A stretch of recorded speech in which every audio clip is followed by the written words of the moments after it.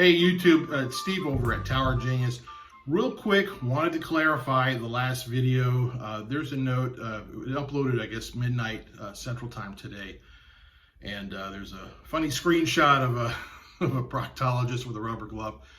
Anyway, so as you probably can gather from the various videos that we've uploaded here over the years, we are not very fond of these cell tower lease optimization offers, or companies that make the offers that basically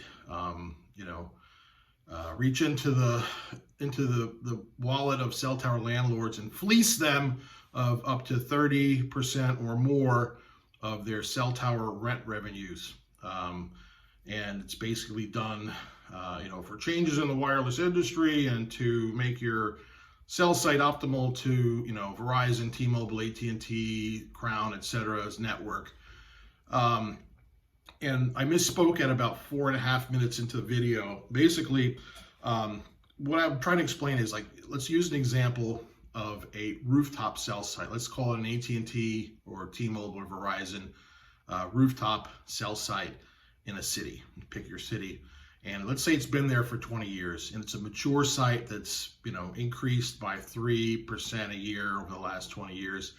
And let's say that this building owner is getting $5,000 a month.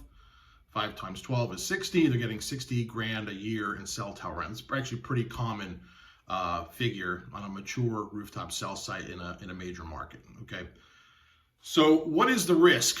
And I just, was doing the math in my head and I just completely misspoke there. And I have a clarification in the comments. You can read it. But here's the deal. Let's say if you have a $60,000 a year cell site on your roof, and the carriers have lobbied Washington, D.C. to, basically they can go in and they cried poverty to the federal government. And they're able to go in the public right-of-ways, where there's fiber and whatnot, and they can install a small cell, like a 5G node, these little lollipop-looking, ugly little things on poles, whatever, for $270 per year, okay? And let's just for simple math, I'm not saying that 10 small cells will replace a macro cell site, but let's just do simple math. Let's say you have 10 of those $270 a year small cells, okay? So 270 times 10, that's $2,700. If you're getting, you're getting $60,000 a year in rent, and the carriers can put in 10 small cells, okay, in the neighborhood for $2,700 a year and versus $60,000 a year, what are they going to do? So even if you give these wonderful people a 30% rent reduction, okay, or you give them a 50% rent reduction, if the carrier is hell bent on on saving money and make sure that they look good for Wall Street, eventually your cell site has a high risk and high potential of going away. Okay, it's just dollars and cents. So these cell sites were never intended to be there forever. Technology is evolving like at a lightning fast speed. I follow Starlink, Elon Musk. I don't think that the satellite technology will ever replace a macro cell tower, period. I don't think so, just because of weather conditions and things like that that impact coverage.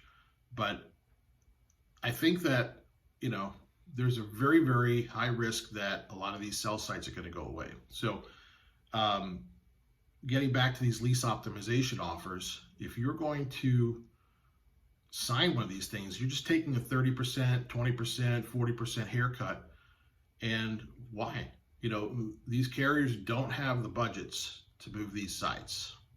It's very rare that they move a site. They'll move it sometimes because of an eminent domain situation. I got one of these down in Fort Walton Beach here right now.